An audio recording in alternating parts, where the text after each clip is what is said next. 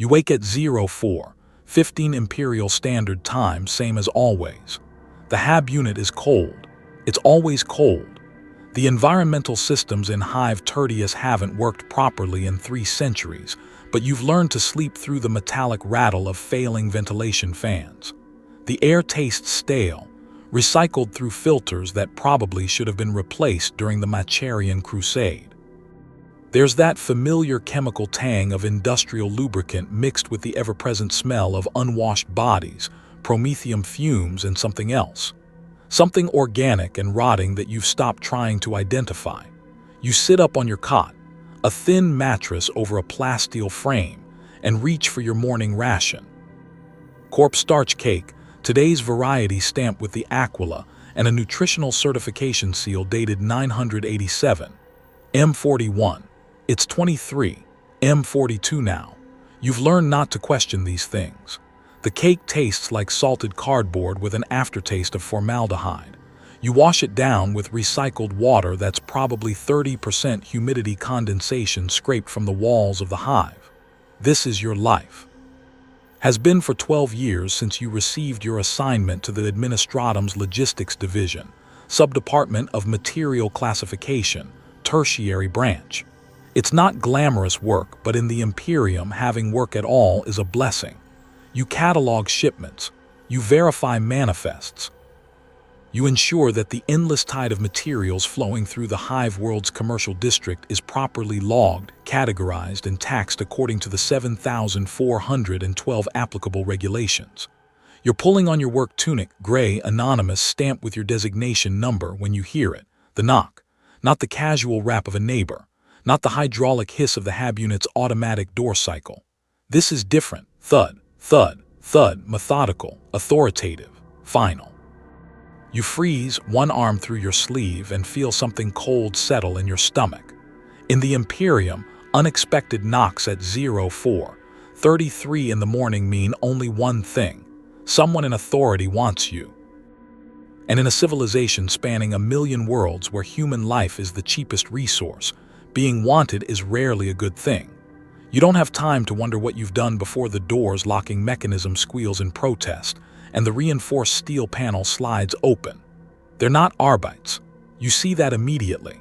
The Adeptus Arbites, the Imperium's brutal law enforcement, wear black carapace armor and full-face helmets that make them look like insects designed to crush human hope. These figures wear different uniforms, deep crimson robes over flak armor, their chests emblazoned with the symbol of the Ecclesiarchy, the ornate skull and wings of the imperial cult. On their shoulders, you see the flame symbol of the Frateris militia, the armed militant wing of the state religion. There are 5 of them. The one in front, an older woman with ritual scars crisscrossing her shaved scalp, looks at you with eyes that show neither cruelty nor kindness, just certainty. Designation 847 Theta 339, she says, reading from a data slate, your number. You are hereby detained under ecclesiarchal authority for spiritual contamination through administrative negligence. Come quietly. Resistance is sacrilege. Your mouth goes dry. What did I? You will be informed of the specific nature of your sins during processing, she interrupts, her voice carrying the flat affect of someone who has said these words 1,000 times before.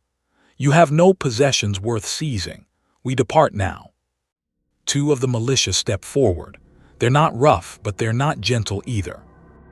They bind your wrists with prayer paper restraints, thin strips covered in high Gothic scripture that tighten when you struggle. You've heard of these. They're supposed to make you contemplate your sins while also preventing escape. The prayer paper cuts into your skin. You try to process what's happening as they lead you into the corridor. Other HAB unit doors remain closed, but you can feel eyes watching through door cracks. Your neighbors know better than to intervene. In the Imperium, guilt is contagious. Administrative negligence. You manage to ask, your voice cracking. I just file manifests. I follow every protocol. Manifest 774 Alpha Secundus, the scarred woman says without looking back. Dated 812, M41. You categorized 6 crates of devotional candles as industrial wax products, non-sacred classification. Your mind reels. You try to remember 10 years ago. 11. You process hundreds of manifests every week, thousands every year. That was a mistake, a clerical error. The packaging wasn't labeled properly, and the candles were consecrated by Cardinal Matthias himself for the feast of the Emperor's Ascension. They were blessed, holy, touched by the divine grace of the Adeptus Ministorum. And you? She stops walking and turns to look at you fully for the first time. You declared them industrial products. You processed them through the profane supply chain. They were used to light manufactorum workstations instead of adorning cathedral altars. The cold in your stomach spreads to your chest. I didn't know. There was no indication. I would never. Ignorance, she says, is not innocence, especially not in matters of faith. They lead you out of the residential levels, down corroded stairs that haven't been maintained since before your grandparents were born, through checkpoints where militia flash their ecclesiarchal warrants and guards wave you through without meeting your eyes. You're not the first person they've seen detained like this. You won't be the last. As you descend deeper into the hive, something begins to disturb you beyond the immediate terror of your situation. The lead militia officer, you catch her name from another guard's greeting. Sister Constable Veridia keeps consulting her data slate. But she's not just checking your charges. She's making notes, detailed notes. When you stumble on a broken stair, she notes it. Subject exhibits poor physical coordination, likely due to malnutrition and inadequate exercise. When you whimper involuntarily as you pass a corpse grinder servitor hauling waste, she notes it. Subject demonstrates fear response to standard servitor presence. Possible weakness, body horror, mechanical transformation anxiety. When you ask, voice trembling, if you can send a message to anyone, she notes it. Subject expresses attachment to social connections. Family unit, deceased. Friend network, minimal. Psychological isolation confirmed. You begin to realize they're not just arresting you, they're studying you. The route takes you through sections of the hive you've never seen. You emerge from the industrial underbelly into a district that seems to exist in a different world entirely. The architecture changes from corroded metal and rockcrete to carved stone and stained glass. You're in the cathedral district, where the Ecclesiarchy maintains its seats of power. The building they bring you to is massive, a cathedral complex that rises into the hive's upper reaches like a stone mountain grown from faith and fear. You've passed it before, glimpsed it from transit platforms, but you've never been inside. Common workers don't enter such places unless summoned for specific devotional obligations. The interior is overwhelming. Vaulted ceilings that disappear into incense-hazed darkness, columns carved with images of saints and martyrs, walls covered in murals depicting the emperor's glory in gold leaf and pigment made from ground minerals you can't identify. Everything echoes. Your footsteps on the stone floor sound like gunshots, but what disturbs you most is what you see as they process you into the detention wing. There are other prisoners here. Dozens of them, maybe more. They shuffle in chains through corridors, each one accompanied by robed Ecclesiarchy officials. But these officials aren't guards, they're interviewing them.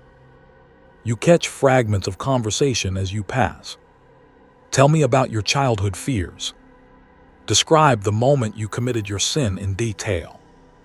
What would constitute, in your personal experience, the worst possible? One cell door is open just enough for you to glimpse inside. A man sits strapped to a chair while a robed figure, some kind of priest or scribe, asks him questions and records his answers on a data slate.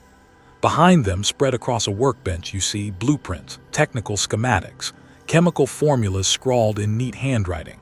Your blood turns to ice. As they lead you deeper into the complex, you see more. Architectural drawings pinned to walls, engineering equipment inside chambers. Groups of robed figures gathered around hololithic displays, discussing stress tolerances and thermal coefficients and theological symbolism. The words don't make sense individually, but together they form a pattern that your mind rejects even as it begins to understand. They guide you to a cell, small, stone-walled, illuminated by a single flickering looming globe that casts nauseating shadows.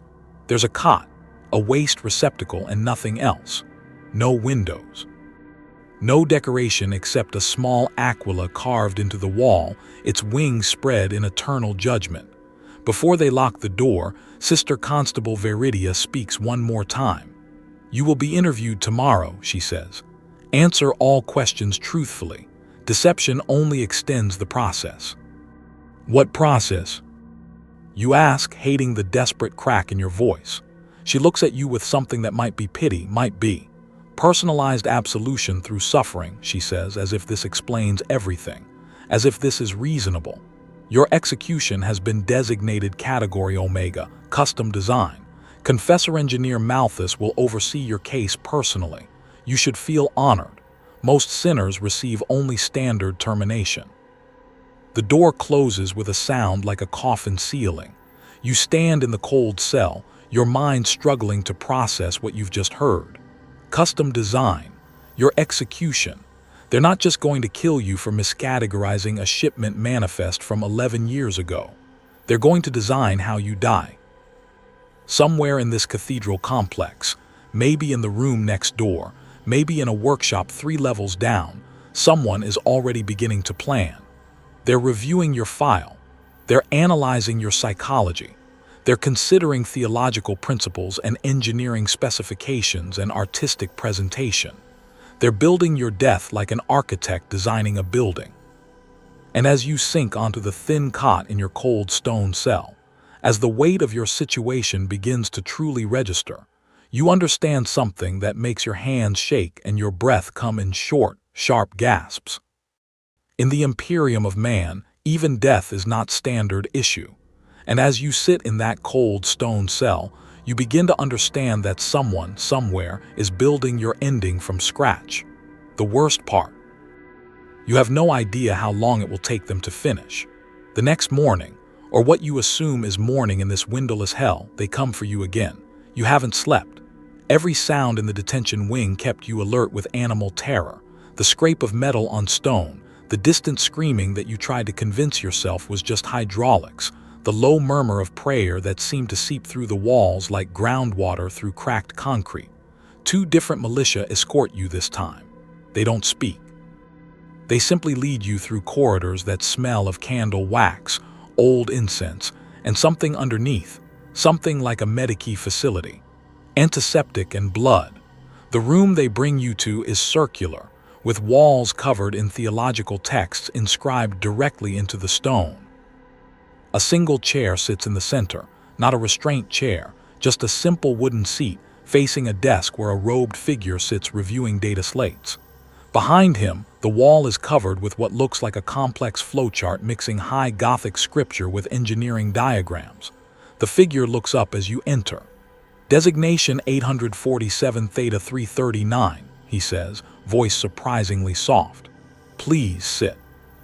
You sit because you don't know what else to do. The priest, you assume he's a priest, though his robes incorporate strange elements. Technical readouts embroidered into the fabric tool pouches on his belt alongside prayer beads, folds his hands and regards you with calm brown eyes. "My name is Confessor Analyst Terentius," he says. "I am here to help you understand your situation. Do you know why personalized execution exists in the Imperium?" You shake your head, not trusting your voice. He smiles gently, as if explaining something to a child. "Tell me what you know of the Emperor's current state." You swallow. He sits on the golden throne. He guides the Astronomicon. He protects humanity. "Yes, and he suffers." "Precisely." Terentius leans forward, and there's genuine passion in his voice now. "For 10,000 years, the master of mankind has endured agony beyond mortal comprehension. Every second of every day, he suffers upon the golden throne, consuming 1,000 psyker souls daily just to maintain his tenuous existence. He is, quite literally, in perpetual torment for our salvation." You nod, uncertain where this is going. Now ask yourself, what does this mean for us, his children? When you don't answer, he continues. "It means suffering is holy, pain is sacred. The emperor's torment is the foundation of imperial theology. It is what saves us, what allows humanity to survive in a hostile galaxy. Therefore, when we suffer, we participate in his divine nature. We become closer to him. Do you understand? I think so. But here's the critical question. He stands, walking slowly around your chair. If suffering brings us closer to the emperor, then shouldn't that suffering be meaningful? Shouldn't it be appropriate? Shouldn't it speak to the specific nature of our sins and the particular shape of our souls? The cold is back in your stomach. Generic execution is lazy, Terentius continues. A bullet to the head, a rope around the neck. These are efficient, yes, but they're spiritually empty. They terminate life without transforming it. They end consciousness without enlightening it. In theological terms, they're wasted opportunities. He returns to his desk and pulls up a hololithic display. Images flicker in the air, diagrams, schematics, what look like medical scans. The practice of personalized execution emerged approximately 3,000 years ago on the shrine world of Ophelia VII. Cardinal Benedictus, the penitent, reasoned that if the emperor's suffering was meaningful, if it had purpose and direction, then our suffering should mirror that divine structure. He called it biographical martyrdom. Death designed specifically to address the unique spiritual failings of the individual sinner. Your mouth has gone dry again. That seems cruel. Terentius looks at you with genuine surprise. Cruel? No. It's the opposite of cruel, it's merciful. Standard execution sends you to the emperor's judgment unprepared, unredeemed. Custom execution forces you to confront your sin, to understand it, to be transformed by that understanding. Even if your flesh dies, your soul has been given the gift of clarity. He gestures to the hololithic images, and you see now that they're of you. Medical scans, psychological profiles, records of your entire life compiled into neat data streams. The Ecclesiarchy maintains departments throughout the Imperium dedicated to this sacred work. We call them offices of penitential engineering, though the specific titles vary by sector. They're staffed by specialists trained in multiple disciplines. Theology, certainly, but also psychology, engineering, chemistry, physics, art. Art, the word escapes before you can stop it. Of course, your execution will be witnessed. It will teach others. It must therefore be meaningful on multiple levels, theological, personal, and aesthetic.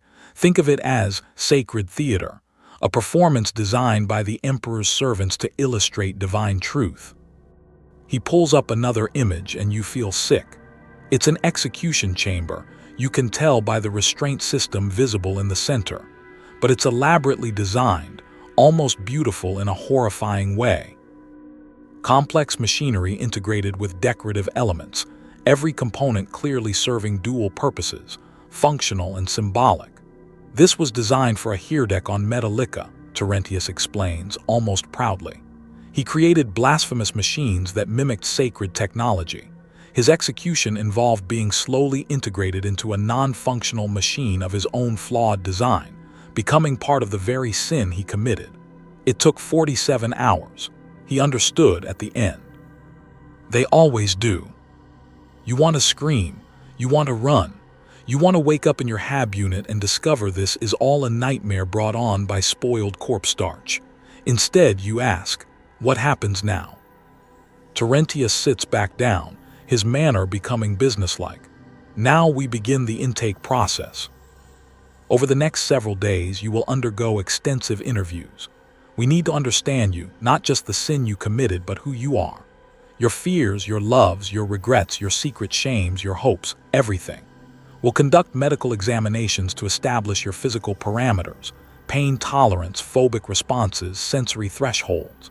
We'll review your entire life history, employment records, familial relationships, devotional attendance, personal habits. He pulls out a fresh data slate and activates the recording function. We're looking for what we call spiritual geometry, the shape of your soul as expressed through your life.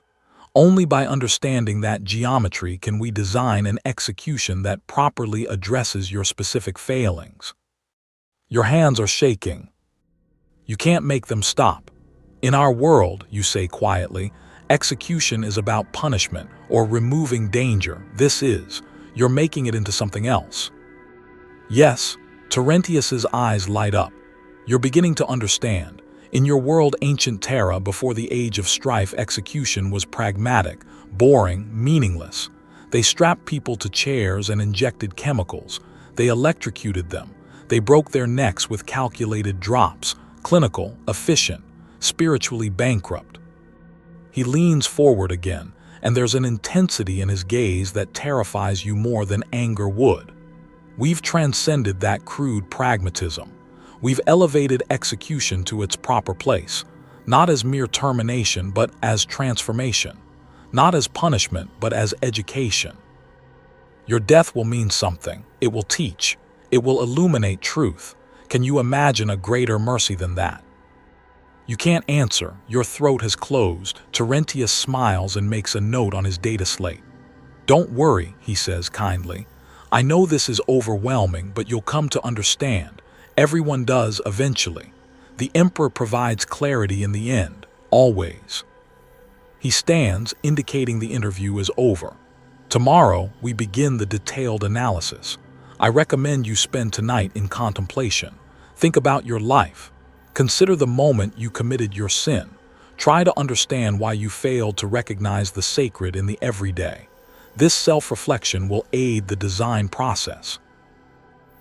As the militia escort you back to your cell, Terentius calls after you. Oh, and one more thing. Try not to worry too much.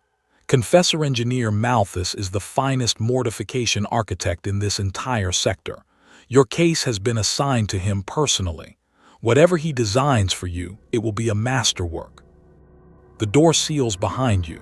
You sit in the dark. The looming globe has died while you were gone, and no one bothers to replace it and try to process what you've learned. There are entire departments of the Ecclesiarchy dedicated to designing personalized executions. They have specialists. They have training programs. They have methodologies. This isn't some aberration or isolated case of cruelty. This is institutional, systematic, supported by theological doctrine and bureaucratic structure. They're going to study you like a scholar studies an ancient text. They're going to take apart your psychology like a tech priest dissects a machine. They're going to find every weakness, every fear, every secret shame you've ever hidden from the world and from yourself. And then they're going to use all of that knowledge to design the perfect way to kill you. Not perfect in the sense of efficient, not perfect in the sense of painless. Perfect in the sense of meaningful. You begin to understand. In the Imperium, mercy would be a bullet. Instead, you get craftsmanship. Somewhere in this cathedral complex, in an office or workshop you haven't seen yet, there's a man named Malthus who has just received your file. He's reading about your life right now. He's considering possibilities. He's beginning to sketch preliminary designs. He's excited about you. You're a theological puzzle he gets to solve. And as you sit in the dark of your cell, you realize something that makes you want to claw your own mind out of your skull.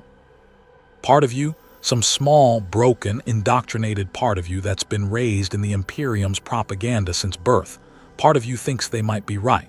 Part of you thinks you deserve this. And that realization is worse than anything they could possibly do to your body. They keep you waiting for 3 days. 3 days in the dark cell with minimal food, corpse starch wafers pushed through a slot in the door, and water that tastes like rust. 3 days of listening to sounds you can't identify, machinery running, voices discussing technical specifications, once, horrifyingly, someone screaming in what might be pain or ecstasy or both. 3 days to think. You try to remember the shipment from 11 years ago. You can't. It's lost in the blur of thousands of identical manifests, thousands of identical days performing identical tasks. The candles were probably in standard shipping containers, unmarked except for alphanumeric codes. How were you supposed to know they were blessed? How were you supposed to divine their sacred nature from a fucking logistics datasheet? But you know this defense is meaningless. In the Imperium, intention doesn't matter. Results don't matter. Only the rules matter, and you broke one. On the 3rd day, they come for you again. This time, the route is different. They lead you upward instead of laterally, through sections of the cathedral complex that grow progressively more elaborate. The stone walls give way to carved marble. The flickering looming globes are replaced by actual candles, thousands of them, casting warm, dancing light that somehow makes everything more sinister. You emerge into a wing that smells different, chemicals and machine oil mixed with incense. Industrial and sacred fused into a single olfactory signature that shouldn't exist but does. The door they stop at is ironwood reinforced with steel bands, inscribed with prayers. One of your escorts knocks, not the brutal hammering you've come to associate with authority, but a polite, respectful rap. Enter comes a voice from inside. Pleasant, almost musical, they open the door and guide you through. The workshop is vast, vaulted ceilings supported by columns carved with images of suffering saints. Workbenches line the walls, covered with an impossible mixture of items: technical equipment, theological texts, chemical compounds in labeled vials, mechanical components, what look like medical instruments, artistic sketches, architectural models. Data slates are scattered everywhere, their screens flickering with diagrams and calculations. One entire wall is covered with a massive board displaying what you eventually recognize as projects in various stages: blueprints, photographs, technical specifications, theological justifications, budget allocations. You see names, designation numbers like yours attached to each project cluster. Some are marked with red script, completed. Others show green, in progress. A few display amber, design phase. And at the center of the workshop, studying a hololithic display with the concentration of an artist examining his canvas, stands a man in elaborate robes. He's younger than you expected, maybe 40 standard years, his face unlined except for laugh lines around his eyes and mouth. His hair is gray at the temples but otherwise dark, worn longer than military regulation, but shorter than the wild mane some fire and brimstone preachers affect. His robes are extraordinary, deep crimson embroidered with gold thread forming circuit diagrams and mathematical equations, alongside traditional devotional imagery. On his chest, he wears a symbol you don't recognize, a stylized human skull with wings, but the skull has been opened to reveal intricate machinery inside, the symbol of the mortification architects. He looks up as you enter, and his face breaks into a genuine smile. 847 Theta 339, please come in. He gestures enthusiastically, as if welcoming you to his home rather than the place where your death will be designed. I've been looking forward to meeting you. Confessor Malthus, at your service. Well, not at your service technically, you're at mine, I suppose, but you understand. His voice is warm, friendly, completely at odds with the situation. It creates an uncanny valley effect that makes your skin crawl worse than outright hostility would. The militia escort you to a chair positioned in front of the hololithic display, then retreat to stand by the door. Malthus dismisses the hologram he was studying. You catch a glimpse of what looks like a complex cage structure and pulls up new files. Your files. Your face appears in the holographic projection, rotating slowly with data streams flowing beside it. I've been reviewing your case for the past 72 hours, he says, settling into a chair across from you with unsettling casualness. Fascinating, absolutely fascinating. Do you know how rare it is to receive a case this elegant? You stare at him, speechless. Most sins are crude, he continues, pulling up more data with gestures in the air. Violence, theft, open heresy. They're theologically straightforward, design executions that mirror the crime. Violent sinners die violently. Thieves have things taken from them. Heretics burn. Simple, almost boring in their simplicity. He leans forward and there's genuine excitement in his eyes. But your sin is subtle. It's not what you did, but what you failed to perceive. Spiritual blindness manifests through bureaucratic negligence, the inability or unwillingness to recognize the sacred in the everyday, the treatment of holy objects as mundane materials. This is. He gestures, searching for words. This is poetry. This is a gift. Your voice comes out as a croak. A gift. For me, yes. a theological puzzle of exceptional elegance. He pulls up new images, the candles you miscategorized displayed like evidence at a trial. These weren't just any devotional candles. They were consecrated by Cardinal Matthias himself for the feast of the Emperor's Ascension. Each one was hand-blessed. Prayers were worked into the wax during formation. They carried, in a very literal sense, the touch of divine grace. He zooms in on one of the candles in the hologram, and you can see now that the wax is inscribed with microscopic high Gothic text. And you looked at these vessels of sacred purpose, and saw only industrial materials. You processed them through profane supply chains. You sent them to manufactorums where they illuminated lathes and welding stations instead of altars and shrines. You couldn't see the divine right in front of you. Malthus stands and begins pacing, energy radiating from him like heat from a furnace. So the question becomes, how do we design an execution that addresses this specific failure? How do we create an experience that forces you to see what you couldn't see before? How do we open eyes that have been spiritually blind? He waves his hand and the hologram shifts to show preliminary sketches. You see circular chambers, complex arrangements of mirrors, what look like restraint systems. I've been through 17 different concepts, he says, almost to himself. 17 approaches to the same theological problem. Some were too abstract, theoretically sound but practically obtuse. Some were too literal, lacking the necessary symbolic resonance. Some were simply too quick. Your enlightenment requires time. Understanding cannot be rushed. He stops pacing and looks directly at you. I need you to understand something. This isn't about cruelty. I want you to know that. This is about correction, about forcing comprehension where ignorance existed, about making you truly see, what you failed to perceive in life. Your hands grip the armrests of your chair. You're going to torture me. No, he shakes his head firmly. Torture is mindless infliction of pain. What I'm designing is pedagogical. Every element will have meaning. Every sensation will teach. Every moment will serve a specific theological purpose. You will not suffer randomly. You will suffer with intention, with direction, with divine purpose. He pulls up another set of diagrams, and you see now that they're annotated with theological texts and engineering calculations side by side. Let me walk you through my design philosophy, he says, his voice taking on the tone of a lecturer. There are 5 principles that guide all my work. First, symbolic resonance. The method must directly reflect the nature of the sin. In your case, the execution must involve the very objects you failed to recognize as sacred, devotional candles. They will be central to your experience. Second, escalating revelation. You must understand why this is happening to you as it happens.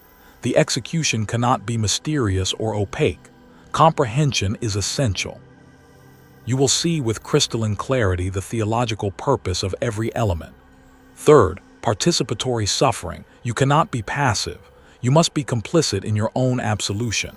The execution will be designed so that you become an active participant in the experience, not simply a victim. Fourth, theological education. Even in death, especially in death, you must learn. The execution is your final and most important lesson. By the end, you will understand the sacred nature of the universe in ways you never could have while spiritually blind. Fifth, public witness. Your death will teach others. It will demonstrate the consequences of spiritual blindness. It will serve as both warning and inspiration. Therefore, it must be impressive, memorable, a performance that communicates truth to an audience. He sits back down, studying your face with clinical interest. You look terrified, he observes. That's natural. But I want you to know that I've already rejected several designs because they would have caused unnecessary suffering. There was one concept involving sensory deprivation and isolation, theologically sound, but it lacked the necessary connection to your specific sin. Another involved forced ingestion of melted candle wax, visceral, yes, but too crude, lacking nuance. He pulls up a new schematic, this one more detailed than the others. What I'm showing you now is still preliminary, but I think you should see where my thoughts are heading. The hologram displays a circular chamber. At the center, a slowly rotating platform with a restraint system. Surrounding it, walls lined with what must be thousands of candle holders, mirror panels positioned at specific angles, complex arrangements of heating elements, audio equipment, chemical dispensers. Your breath catches in your throat. Devotional candles, Malthus explains, gesturing to the hologram. Specifically consecrated, the very type you failed to recognize. They'll surround you, thousands of them, creating a physical manifestation of the sacred you couldn't perceive. As they burn, they'll release specially formulated incense designed to open your spiritual perception. Hallucinogenic compounds mixed with blessed oils. You'll begin to see things, divine things, that were always present but invisible to your blind eyes. The mirrors will show you yourself infinitely reflected, surrounded by sacred fire. You'll be unable to escape the sight of your own transformation. The rotation will symbolize the turning of the soul toward enlightenment. The heat from the candles will gradually increase, not to torture, but to represent the burning presence of the Emperor's judgment. He zooms in on one component, the audio system. And here's the element I'm most proud of. During your confessionals and interviews, we've been recording your voice. Prayers, devotional recitations, theological readings. We'll play these back to you during the execution, your own voice speaking the sacred words you've recited mechanically for years without truly understanding them.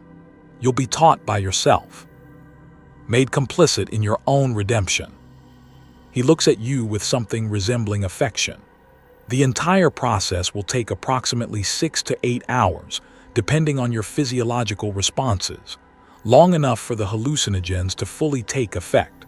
Long enough for the theological lesson to penetrate your consciousness completely. Long enough for true understanding to dawn. You can't speak, can't move, can't process what you're hearing. Malthus reaches across and places a hand on your shoulder. His touch is gentle, almost paternal. "Don't worry," he says, and you can hear genuine compassion in his voice. "We'll make sure you understand everything. The Emperor's love is in the details. Every element I'm designing serves his purpose. You won't die confused or ignorant. You'll die enlightened." He stands and gestures to the militia. "Take him back to his cell. I need time to finalize the design and prepare the procurement orders. Some of these components are quite specialized." As they lead you to the door, Malthus calls after you. "Oh, an 847 Theta 339. This is going to take a few weeks to build. The chemical formulations alone require 3 separate ecclesiarchal approvals. Try to use the time for contemplation. Prepare yourself spiritually. What's coming will be the most important experience of your existence." The door closes behind you. As they march you back through the candle-lit corridors, you realize something that makes you want to vomit. He actually believes what he said, every word. Malthus genuinely thinks he's helping you, saving you, granting you mercy and enlightenment. He's designing your death with the same care and enthusiasm that an artist approaches a masterwork. And the worst part, the absolute worst part, is that somewhere in your Imperium indoctrinated mind, some tiny voice whispers that maybe he's right. Maybe you do need to be broken down and rebuilt. Maybe spiritual blindness does deserve this level of correction. You hate that voice, but you can't make it stop. 3 weeks, you think, as they lock you back in your cell.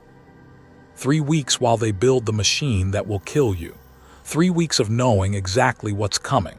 3 weeks of waiting in the shadow of your death. In the Imperium, even anticipation is weaponized. Time becomes strange after your meeting with Malthus. In your windowless cell, with no natural light and irregular deliveries of food that serve as your only chronological markers, hours blur into days and days blur into an endless present tense of waiting. But you're not left in silence. No, silence would be a mercy. Instead, you're given sound. Your cell, you realize this within the first day, is positioned directly adjacent to Malthus's workshop. Or perhaps this is intentional. Perhaps they specifically house condemned prisoners where they can hear their deaths being manufactured. It starts the morning after your meeting with a sound like metal scraping on stone. You sit up on your cot, heart hammering as the sound continues. Scraping, then cutting. Then gradually other noises. The whine of power tools, the hiss of welding torches, the clank of metal components being assembled. Through the cold stone wall, muffled but unmistakable, you hear the industrial symphony of construction. They're building it, building your execution apparatus, building the circular chamber that will be your last experience of existence. The sounds continue for hours. At one point, you hear voices through the wall, Malthus and someone else, discussing technical specifications. Thermal regulators need recalibration. We're hitting 400 degrees too quickly. Adjust the ventilation flow. We want gradual escalation, not rapid spike. The resonance frequency is off. The audio needs to be perfectly calibrated to his specific voice signature. You press your hands against your ears, but it doesn't help. The sounds penetrate anyway through the wall, through the floor, through your bones. By the second day, you've identified individual components being installed. The grinding of metal on metal, probably the rotating platform. The high-pitched drilling, mounting points for the candle holders. The pneumatic hiss, testing the restraint system. Each sound is a reminder, they're getting closer. Your death is being assembled piece by piece, bolt by bolt, chemical compound by chemical compound. On the third day, you hear something that makes you want to claw your own ears out. Singing. Priests, a small choir from the sound of it, chanting hymns and blessings in high Gothic. They're consecrating the components, making sure your execution apparatus is spiritually as well as mechanically sound. Emperor, preserve us and make holy this instrument of redemption. Let sacred fire purify the blind and unseeing. By his eternal suffering we learn, by our temporary suffering we are cleansed. The voices rise and fall in harmonies that would be beautiful in any other context. Here, they're the sound of your nightmare being blessed by divine authority. But you're not alone in your waiting. The detention wing houses others. You've heard them since the first night, though you haven't seen most of them. Shuffling footsteps in the corridor. Whispered prayers through walls. Occasional sobbing that's quickly suppressed. You're all waiting for something. You're all having something built. On the fifth day, they move someone into the cell next to yours. You hear the door open, the shuffle of feet, the soft clink of restraints being removed. Then, after the militia leave, a voice through the wall. Female, young, trembling. Is someone there? You hesitate, then respond, yes. How long have you been here? 5 days, maybe 6, I can't tell anymore. A pause, then, what did you do? You laugh and it comes out broken. I miscategorized a shipment manifest. Devotional candles logged as industrial wax. You. I'm a merchant. Her voice cracks slightly. I sold 3 cases of saint relics to a rogue trader. I didn't know he planned to resell them to Xenos. I didn't know. It doesn't matter what we knew, you say quietly. Only what we did. What's that sound? She asks after a moment. The building. That's our executions being constructed. Silence, then very small, their custom. Yes. You hear her start to cry. You don't try to comfort her. What would you say? Over the next week, you meet more of your fellow condemned through walls and whispered conversations during the rare times they move you through the corridors for your daily waste removal and minimal hygiene rituals. There's Merchant Delitha in the adjacent cell, whose execution will somehow involve the very relics she sold being used against her. She doesn't know the specifics yet. They haven't finished her design. 3 cells down is former preacher Javan, a missionary who spread unapproved interpretations of the imperial creed during evangelical work on a frontier world. His crime, suggesting that the emperor might value mercy as much as obedience. His punishment, something involving his own recorded sermons being played back while. He trails off when he tries to describe it. He's been here for 3 months. His execution is apparently particularly complex. Across the corridor is Guardsman Petrock, a veteran who abandoned his post during an orc invasion on a shrine world. He fled when the greenskins reached the cathedral he was supposed to defend. His execution, and he laughs bitterly when he tells you this, will force him to remain perfectly still while surrounded by simulated orc sounds and movements, trained servitors perhaps, programmed to seem like Xenos. If he breaks position, something terrible happens. He doesn't elaborate. They've already run 3 rehearsals on him. Rehearsals. That word haunts you. On day 12, you're counting by meal deliveries now, marking them on the cell wall with your fingernail. They come for you at a time that isn't your usual interview slot. Sister Constable Veridia leads the escort. She's become a familiar face, which somehow makes it worse. Fitting check is all she says. They take you to a different part of the cathedral complex. The air here smells strongly of smoke and chemicals and something floral that makes your head swim slightly. The walls are newer, the stone less weathered. This section has been built recently. The door they open reveals the execution chamber. It's real now. Not a hologram, not a blueprint, but an actual physical space that exists in concrete reality. The circular room is maybe 20 meters across, the ceiling vaulted and painted with murals depicting the Emperor's ascension, that final moment when he entered the Golden Throne. The walls are lined with candle holders, just as you saw in the hologram, but seeing them in person is different. There are thousands of them, arranged in concentric circles, each holder ornately carved with devotional imagery. They're empty now, but you can imagine them filled. Thousands of flames creating a wall of sacred fire around the room's center. At the center of the chamber sits the platform, a circular stage maybe 3 meters in diameter, elevated slightly off the floor. It rotates, you can hear the motor, a soft electric hum. On the platform, there's a chair that isn't quite a chair. More like a framework of adjustable supports and restraints designed to hold a human body in a standing position, arms spread, turning slowly like a grotesque music box figurine. Mirror panels line the walls between the candle holders, angled precisely to create infinite reflections. Even without the candles lit, even without you in the restraint, the effect is dizzying. Around the perimeter of the room, you see other components, heating elements built into the floor grating, barely visible unless you know to look. Speaker systems disguised as decorative elements in the ceiling. Vents for the hallucinogenic incense. Monitoring equipment behind grilled panels, medical sensors probably, to track your vitals during the execution.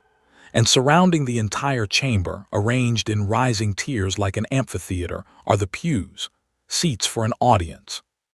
Malthus emerges from behind a bank of control equipment at the room's edge. He's wearing work robes now, stained with machine oil and candle wax. His face is tired but satisfied. Ah, good. Come. We need to do a fitting check. Nothing dangerous today, just measurements and calibration. You want to run. Want to fight. Want to do anything except walk toward that platform. But the militia are behind you and resistance is pointless. They guide you onto the rotating stage. The surface is covered with grip material to prevent slipping. It's been textured with raised patterns that, you realize, form continuous scripture in high Gothic. Even the floor preaches. Malthus approaches with a data slate, making notes as one of his assistants. A young priest you haven't seen before begins adjusting the restraint frame around you. Arms out, please. Yes, like that. The frame closes around your wrists and ankles, not tightly, not painfully, just firmly, positioning you. The metal is cold against your skin. How does that feel? Malthus asks, genuinely curious. Any pinching? We want discomfort, not damage. Damage is counterproductive. You can't find words. He makes a note and nods to his assistant, who activates the rotation mechanism. The platform begins to turn. Slowly, so slowly that at first you barely notice, but then you see your reflection sliding past in the mirror panels. You, then another you, then another. Infinite copies spinning in eternal observation of themselves. Good, Malthus murmurs. Rotation speed is correct. Now let's test the audio. He says something to his assistant, who manipulates controls on a panel. Your voice fills the chamber. Emperor, preserve us in our darkest hour. It's your voice, but not from any conversation you remember. This is you reciting morning prayers, probably recorded during one of the early interviews. But hearing it played back, echoed through professional audio equipment, layered and modulated, is deeply unsettling. It sounds like someone else. It sounds like a stranger using your vocal cords. For in his suffering we find salvation. Good, Malthus says. The voice signature needs minor adjustment, a bit more reverb on the lower frequencies, but the core is sound. He makes more notes while you stand there, rotating slowly, listening to your own voice recite prayers you've said so often they've become meaningless. Then the temperature shifts. It's subtle at first, just a slight warming of the air, but it builds quickly and you realize the heating elements have been activated. Within 30 seconds, the chamber has gone from cool to uncomfortable. Within a minute, you're starting to sweat. Too fast, Malthus says, frowning. We need the thermal escalation to be almost subliminal. The subject shouldn't realize they're overheating until it's well underway. Adjust the curve. The heat cuts off abruptly, leaving you dizzy and disoriented. Now the incense, Malthus says. Vents in the ceiling open with a soft hiss, and a thin, sweet-smelling smoke begins to drift into the chamber. It's not unpleasant, actually quite beautiful, with a floral quality mixed with something spicy and complex. Almost immediately, though, you feel strange, light-headed. Your vision seems to sharpen and blur simultaneously. Just a microdose, Malthus reassures you, watching your face carefully. We're testing for allergic reaction and baseline sensitivity. How do you feel? Dizzy, you manage. Everything looks wrong. Wrong how? You try to explain. The mirrors seem deeper than they should be. Your reflections look like they're moving independently, just slightly out of sync. The murals on the ceiling appear to be writhing, the painted figures of saints and angels shifting position when you're not looking directly at them. Excellent, Malthus says, sounding pleased.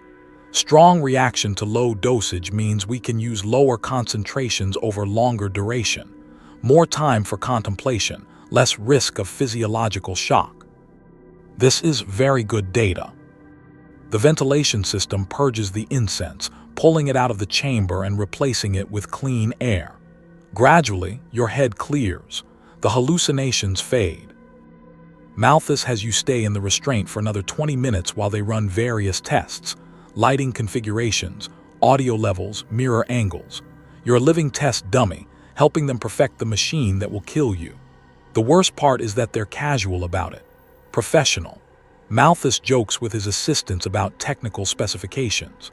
Someone mentions they need to order more of a specific chemical compound, and there's a brief discussion about procurement timelines and budget allocations. They're talking about your death the way craftsmen discuss a complex commission, because that's what this is to them. A job, a project, a piece of theological craftsmanship that needs to be executed properly. Finally, they release you from the restraint and lead you back to your cell. 3 more days, Malthus says as you're leaving. Maybe 4. We're running ahead of schedule, actually.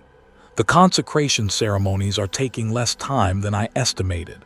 The Archbishop is very impressed with the theological coherence of the design.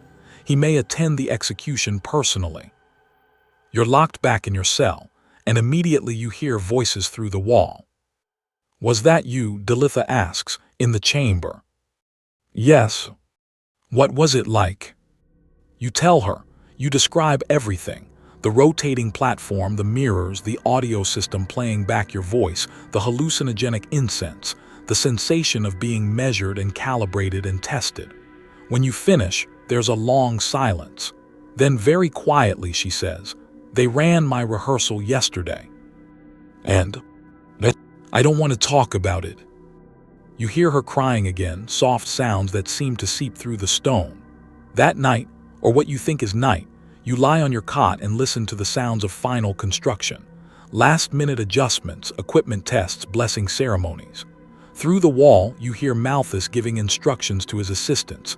his voice carrying the satisfied tone of someone approaching the completion of a project they're proud of. You understand now. A quick death was never on the table. Your execution isn't an ending, it's an education. And class is still in session. In 3 days, maybe 4, you'll return to that chamber for the final time. The candles will be lit. The incense will flow. Your voice will teach you about the sacred nature you failed to perceive in life. And they'll watch rows of faithful citizens and ecclesiarchal officials sitting in those pews as you learn your last lesson. You close your eyes, but sleep doesn't come. It never really does anymore. You just wait and listen to the sound of your death being perfected. They come for you on the morning of the 18th day. You haven't slept, couldn't, last night, or what you think was last night. The sounds through the wall finally stopped. The construction, the testing, the endless adjustments, all ceased around what must have been midnight. The sudden silence was worse than the noise had been. It meant they were finished. It meant they were ready. When the door opens, it's not Sister Constable Veridia. It's a full detail of fraterist militia in ceremonial armor, burnished red and gold, their weapons decorated with prayer scripts and purity seals. This isn't a routine transfer. This is processional. They don't bind your hands. That surprises you until you realize. Where would you run? You're deep in a cathedral complex controlled entirely by the Ecclesiarchy, surrounded by armed faithful who would consider stopping you an act of devotion. Instead, they simply surround you and begin walking. The route takes you through sections of the cathedral you haven't seen before. Grand hallways lined with stained glass windows depicting the emperor's conquests, chapels where morning prayers echo off ancient stone, galleries filled with relics from a dozen different wars. This is the public face of the Ecclesiarchy, the magnificent, awe-inspiring facade that reminds common citizens of the Imperium's divine authority. You pass groups of pilgrims and junior priests. They stop and stare as your procession passes. Some make the sign of the Aquila across their chests. Others bow their heads in prayer. One old woman, her face seamed with age and devotional scarring, calls out, "May the Emperor grant you clarity." You want to scream at her, want to tell her what's about to happen to you, what they've built, how they've spent weeks designing your death like artists crafting a masterpiece. But you don't. You just walk. The procession ends at a set of massive doors carved with scenes of martyrdom. Saints burning on pyres, missionaries crushed beneath alien feet, confessors accepting their torments with beatific expressions. The doors are already open, and through them you can see light, warm, golden, flickering, candlelight. They're already lit, thousands of them. You can see the glow, smell the smoke and wax, and that underlying chemical signature that means the incense is ready to flow. Malthus stands at the entrance, no longer in work robes. He's dressed in full ceremonial vestments now, elaborate religious garb embroidered with gold, a high collar stiff with precious metals, prayer beads and sacred oils hanging from his belt. He looks every inch the holy confessor, the spiritual authority, the servant of the emperor. He smiles when he sees you. "Welcome," he says, and there's genuine warmth in his voice. "We're ready for you. Everything is prepared. Come." You want to resist, want to fight, want to collapse and refuse to move another step, but you don't. Because part of you, the part that's been raised in the Imperium, indoctrinated since birth, taught that obedience is survival and survival is the highest virtue, part of you has already accepted this. You walk through the doors. The execution chamber is transformed. When you saw it during the fitting check, it was clinical, unfinished, still under construction. Now it's complete, and the effect is overwhelming. The thousands of candles that line the walls are all burning, creating a continuous curtain of golden flame that bathes the entire chamber in warm, dancing light. The smoke from them rises toward the vaulted ceiling, creating layers of haze that make the murals above seem to move and breathe. The mirror panels between the candles reflect and multiply the flames infinitely, creating the illusion that the chamber extends forever in all directions. You're standing at the center of an infinite space filled with sacred fire, and the pews, the amphitheater seating that circles the execution chamber, they're filled. Rows and rows of people, ecclesiarchal officials in crimson robes, junior priests taking notes on data slates, faithful citizens selected by lottery to witness this event. You see children in the crowd sitting beside their parents watching with wide eyes. At the highest tier in a specially elevated seat sits a figure in Archbishop's regalia, the local sector authority you assume come to observe Malthus's work. They're all waiting for you. This isn't an execution, it's a performance. A theatrical production designed to teach and inspire and terrify. You're the star of the show. Malthus guides you toward the central platform, speaking as he walks, his voice carrying to the audience. Citizens of the Imperium, faithful servants of the God Emperor, you have been selected to witness an act of sacred absolution. The condemned before you stands guilty of spiritual blindness, a failure to recognize the divine in the everyday, the sacred hidden within the mundane. Today, through carefully designed suffering, this soul will be given one final chance to see truly before passing into the Emperor's judgment. The audience responds in unison, "May the Emperor grant mercy through understanding." You're guided onto the platform, and your feet touch the textured surface you remember from the rehearsal. The scripture in high Gothic presses against your soles. Malthus's assistants, 3 of them, all junior priests, begin securing you into the restraint frame. They work efficiently, adjusting the supports around your body, positioning your arms and legs, tightening straps across your torso. The metal is still cold despite the warmth of the thousands of candles surrounding you. As they work, Malthus continues his sermon to the audience. The condemned was charged with categorizing blessed devotional candles, these very candles that now surround him, as mere industrial wax. Imagine, objects consecrated by Cardinal Matthias himself, touched by holy purpose, reduced in his records to profane materials, used to light workstations instead of altars, treated as garbage instead of glory. Murmurs from the audience. You hear the word blasphemy repeated several times. The restraints tighten fully, and you're held in a standing position, arms spread in an echo of cruciform posture. You can't move your limbs, can barely turn your head. The frame holds you perfectly centered on the slowly rotating platform. Malthus approaches, holding a data slate, and for the first time you see something like sympathy in his eyes. "I want you to understand what's about to happen," he says, loud enough for the audience but directed at you. "Every element you'll experience has been designed with specific purpose. Nothing is arbitrary. Nothing is mere cruelty. This is education through suffering. Let me explain the theological architecture of your absolution." He gestures to the candles surrounding you. These candles, thousands of them, all individually blessed, represent the sacred objects you failed to recognize. They are the physical manifestation of divine presence in material form. As they burn, they release not just light and heat, but specially formulated incense. Blessed compounds mixed with catalytic agents that will open your spiritual perception. You will begin to see things invisible to physical eyes. You will perceive the Emperor's presence in ways your blind soul never could in life.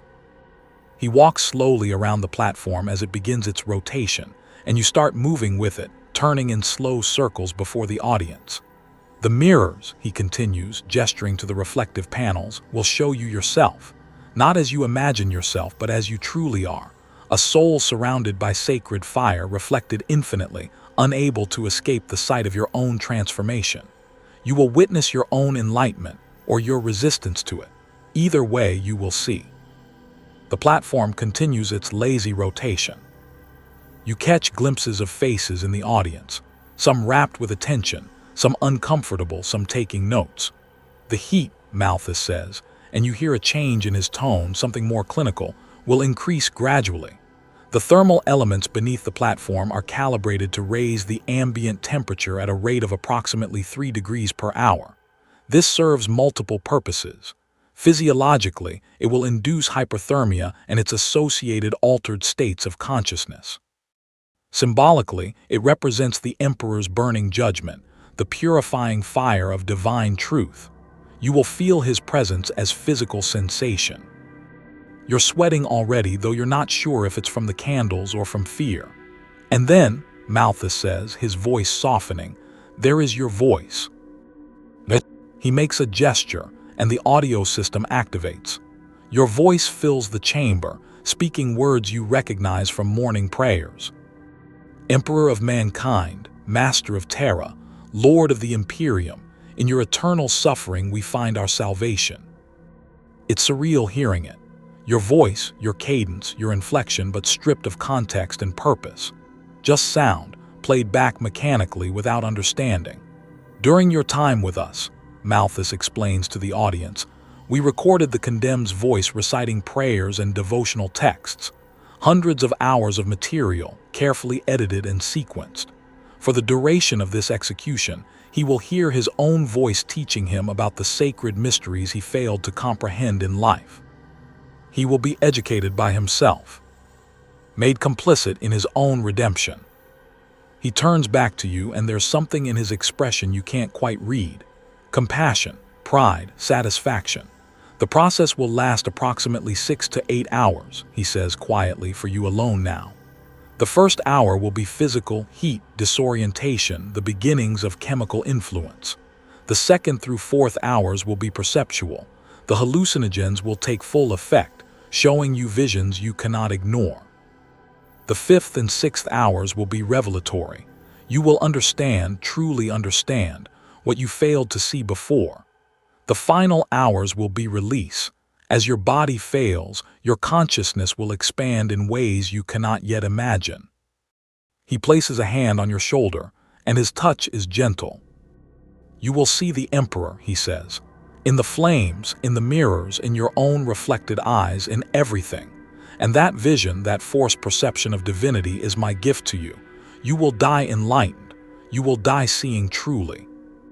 He steps back and addresses the audience. Let us begin. In the name of the God Emperor, for the salvation of humanity, through suffering comes understanding. May this condemned soul find mercy through revelation.